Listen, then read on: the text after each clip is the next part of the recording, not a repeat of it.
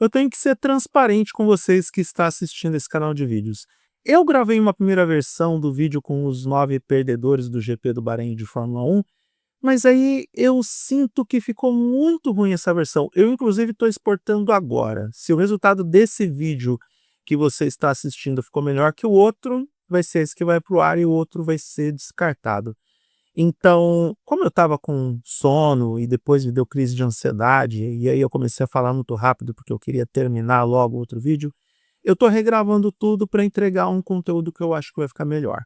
Dito isso, eu sou Eduardo Moreira e esses são os meus pitacos sobre os 9 perdedores do GP do Bahrein de 2025 do Campeonato Mundial de Fórmula 1. E o primeiro grande perdedor desse final de semana lá no Bahrein foi o Lando Norris, por incrível que pareça. Por que eu estou falando por incrível que pareça? Porque lá no vídeo de 9 vencedores, ele também está. E pelos mesmos motivos, ele se posiciona nas duas listas.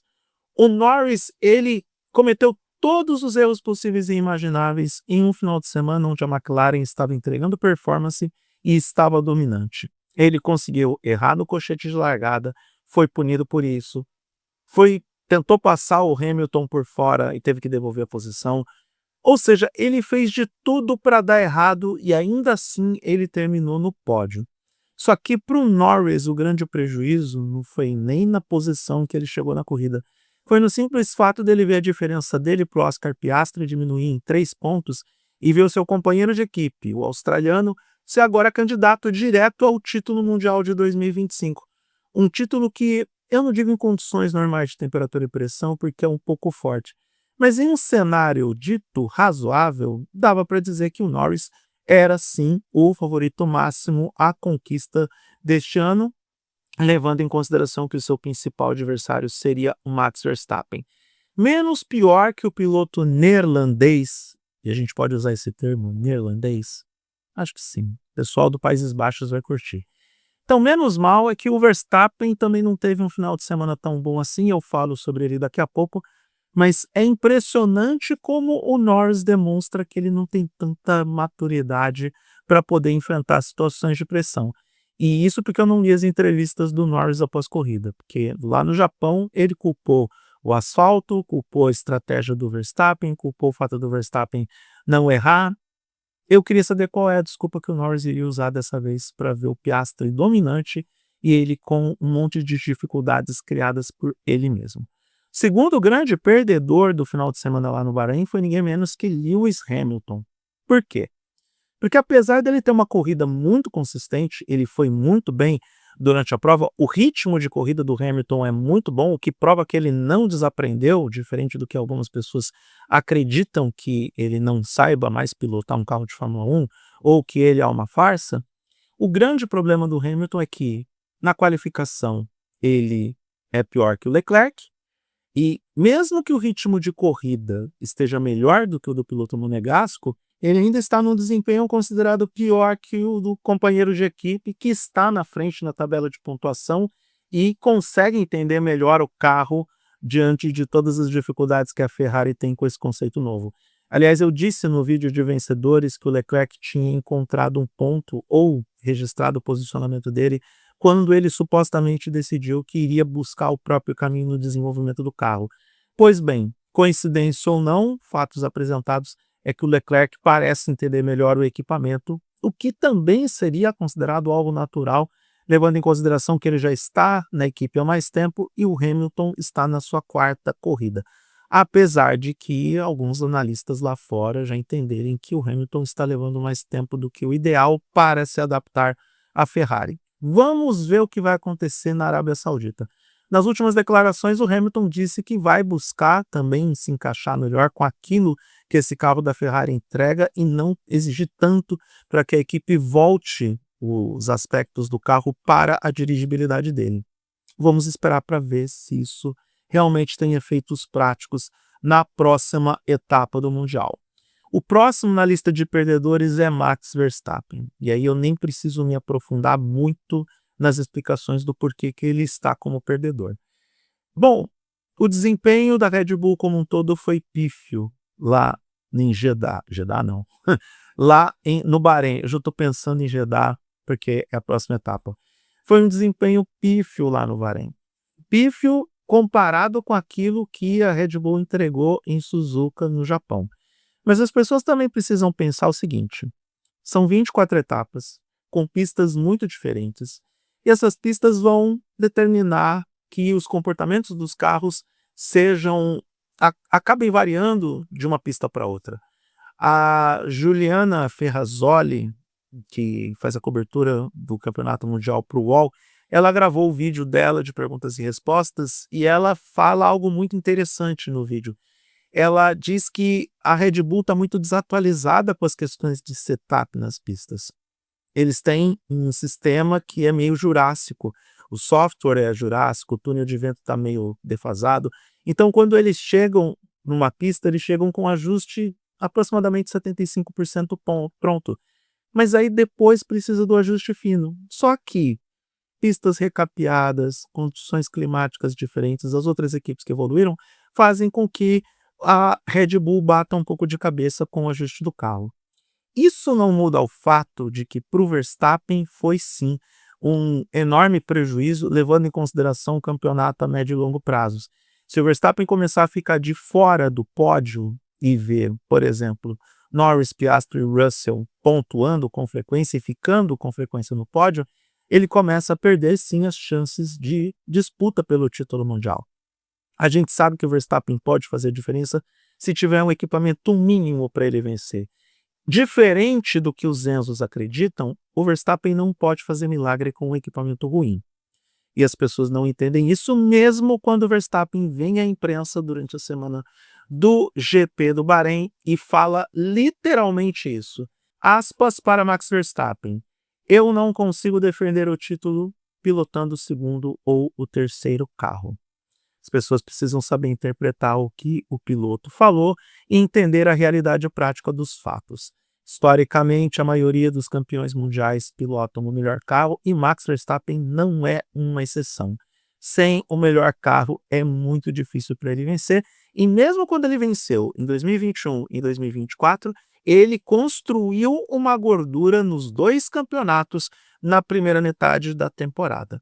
Pois bem, estamos no primeiro terço, na primeira fase da temporada, e ele não é o líder do campeonato. A gordura não é construída porque outras equipes estão com carros melhores e outros pilotos estão pontuando mais. Então, fica o registro para o Verstappen, porque não só a equipe, ele também precisa tirar coelho da cartola se quer ter uma chance de disputa pelo campeonato de 2025. Outra perdedora é a equipe Williams.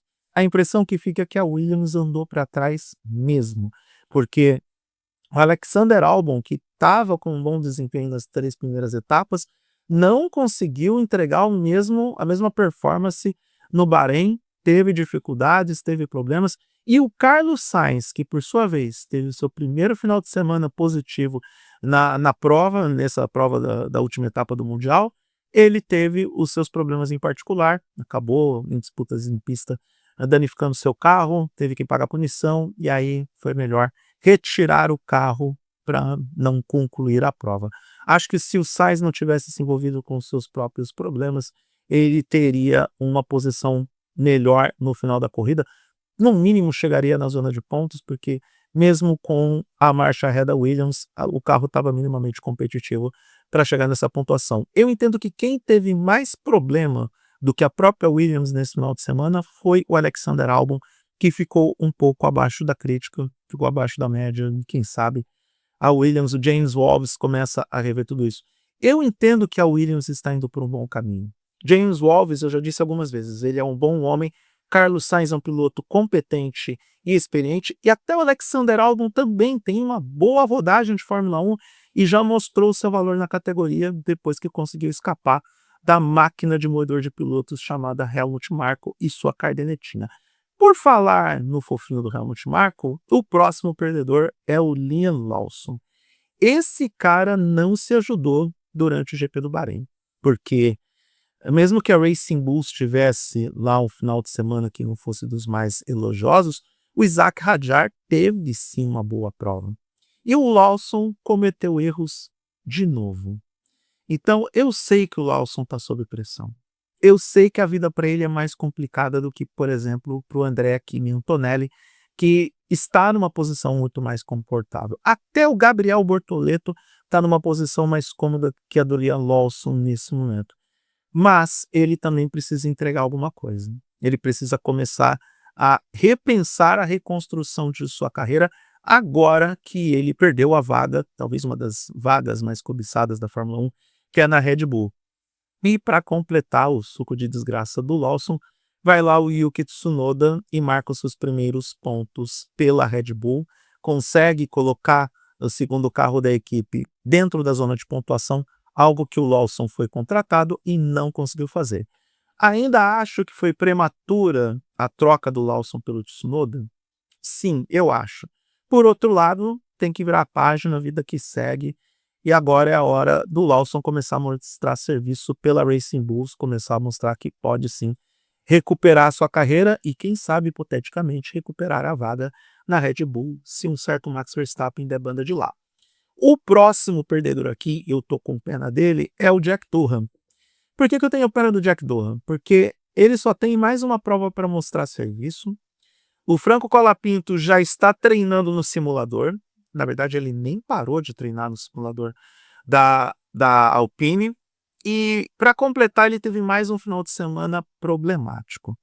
O Flávio Briatore não vai ter tanta paciência nem parcimônia com o Jack Durham. Isso é fato. Então, tá na hora do Durham realmente começar a repensar a vida e talvez, só talvez, fazer uma corrida espetacular lá na Arábia Saudita. E não ajuda em nada a situação do Durham quando a gente vê a prova que o Gasly fez. A Alpine melhorou bastante e há quem diga nas internas que muito por conta do competente trabalho do Pierre Gasly, que é sim um excelente piloto. Ele conseguiu se salvar do já mencionado moedor de carne do Helmut Marko, e ele sim tem sim o seu valor, tem sim competência, tem qualidade. O Durham está na situação mais crítica entre todos os pilotos novatos da Fórmula 1 e, sinceramente, eu não sei se ele consegue chegar no GP da Espanha como piloto titular da equipe. Franco Colapinto está assim, esfregando as mãos e se preparando para assumir o segundo carro da Alpine. O próximo perdedor, que de acordo com a minha lista é o sétimo perdedor do final de semana do Bahrein, é a Aston Martin como um todo. Porque que final de semana horroroso. A Aston Martin só não foi pior do que o pior carro do grid, que é a Keke Sauber, e eu já chego nela. Na verdade, eu já chego no segundo piloto da Keke Sauber daqui a pouco. Tanto o Lance Stroll, que teve uma prova horrorosa, quanto o Fernando Alonso, que, eu insisto, está pagando o pão que o diabo amassou, mastigando lentamente o pão do cramulhão, na esperança de que a Honda deixe ele ficar por lá e que Adrian Newey faça um carro campeão já em 2026, então tá claro para todo mundo que a Aston Martin já deu de ombros para o campeonato de 2025 e está focando no ano que vem. Entendo que a decisão sobre uma possível permanência do Alonso, apesar dele ter mais algum tempo de contrato, e por outro lado ele mesmo dizendo que pode ser um dos últimos anos dele na Fórmula 1, se não o último, acho que a decisão da Aston Martin precisa acontecer logo, porque neste exato momento o Newey já se debruçou na prancheta para projetar o carro do ano que vem. E também tem que lembrar o seguinte, a Aston Martin precisa focar tudo no ano que vem mesmo, porque para ela o desafio é maior. Desenvolvimento de peças próprias, trabalhar com um novo motor, trabalhar com um novo engenheiro, trabalhar, quem sabe, com um novo piloto, porque já que a Mercedes está renovando com o George Russell, é bem possível que uma das últimas vagas plausíveis para o Max Verstappen, caso ele decida sair da Mercedes, sair da Red Bull, caso ele decida sair da Red Bull, é justamente a Aston Martin, porque talvez as portas na Mercedes estejam fechadas. E olha como as coisas mudam, né? Ano passado, Toto Wolff estava desesperado para compensar a saída do Hamilton com o Max Verstappen. Aí o desespero dele aumentou e foi para o Kimi Antonelli.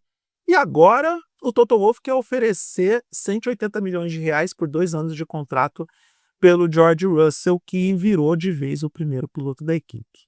Com isso, quem pode sambar é o Fernando Alonso, mesmo ele sendo espanhol e não entendendo nada de samba. Acho difícil o Lance Stroll, que é o nepo baby mais odiado do mundo, sair da Aston Martin, porque papai Stroll, mesmo vendendo a sua participação dentro da Aston Martin empresa, né? Ou, enfim, mesmo com essa decisão, é difícil pensar que o papai Stroll, depois de queimar tanto dinheiro, não vai querer ver o filhinho com chances de disputa do título mundial. Eu não consigo conceber essa realidade como prática. O oitavo perdedor desse GP do Bahrein é o Gabriel Bortoleto. E não por culpa dele, mas sim por culpa de um grupo de torcedores brasileiros que, sinceramente, esqueceram o cérebro no armário, porque não é possível.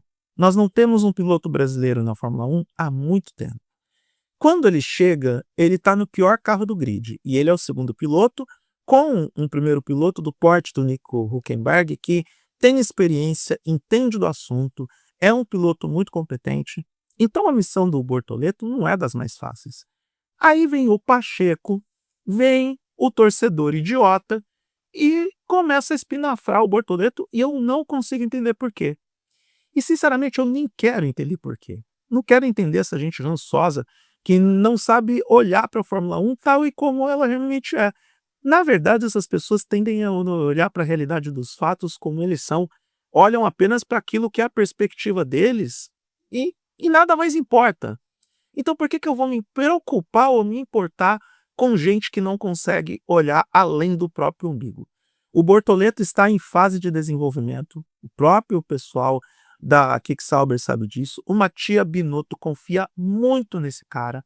Então, vamos olhar com um pouco mais de sabedoria, um pouco mais de inteligência, olhar para os fatos como eles são. Não dá para pedir do Bortoleto mais do que isso.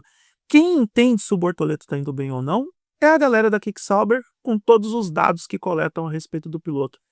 Vamos parar de ser gente chata e imbecil na internet, parte dos torcedores brasileiros. Vamos parar com isso, porque só o Bortoleto está perdendo. Sim, foi uma prova muito ruim, foi uma estratégia ruim, tudo deu errado. Vamos partir para a próxima. Tudo para o Bortoleto é aprendizado nesse momento. Nada mais do que isso e nada menos do que isso também. E por último, mas não menos importante, o último grande perdedor. Eu estou olhando aqui para o relógio para ver se o tempo de gravação está ok. O último grande perdedor do GP do Bahrein foi o diretor de imagens da corrida. Porque não só o problema meio generalizado do GPS, que afetou o Russell, afetou o Norris, que dificultou a parte de visualização de tempos de volta e foi tudo para o modo manual, a direção de TV, Jesus amado, tinha hora que cortava a ultrapassagem bem em cima da ultrapassagem para mostrar outra disputa. A perca de posicionamento de câmera em alguns pontos do circuito, sem falar no final da prova, onde a gente viu a bandeirada, o Oscar Piastri, através de uma janela de picture-in-picture. E isso aconteceu só porque o Piastri abriu 16 segundos de vantagem em relação ao Russell. Olha, pior do que isso foi só o pessoal da Band dizendo que os diretores de TV da FIA tinham que aprender com a Bandeirantes a fazer uma transmissão de TV. Essa doeu no meu rim, doeu no pâncreas, essa fala do Sérgio Maurício. Isso também torna o torcedor brasileiro perdedor, porque para a maioria dos brasileiros que não consegue assinar a Fórmula 1 TV Pro, porque custa dinheiro e muitos entendem que não vale a pena você pagar para ter uma transmissão especializada apenas de um esporte, então ter que ouvir essas barbaridades e ter que assistir a uma cobertura da forma como aconteceu no Bahrein é dose, é a derrota suprema de quem só quer acompanhar o esporte como esporte e nada mais. Bom, esses são os 9 perdedores do GP do Bahrein. Eu tô aqui pensando na Arábia Saudita, acredita? Então, próxima etapa na Arábia Saudita já no domingo, aquele horário almoço, depois do almoço, algo super tranquilo. E na semana que vem repetimos o formato. O vídeo sobre a corrida e depois os vídeos de perdedores e vencedores da prova lá no meio do deserto. A última no meio do deserto até a gente ir para ensolarada e muito povoada Miami. É isso, esse vídeo ficou melhor que o outro, esse é o que vocês vão ver no meu canal, lá no @oeduardomoreira. Só vocês se inscreverem, dar o like, enfim, compartilhar. É isso. Eu sou Eduardo Moreira, deixo um grande abraço para todo mundo e até a próxima.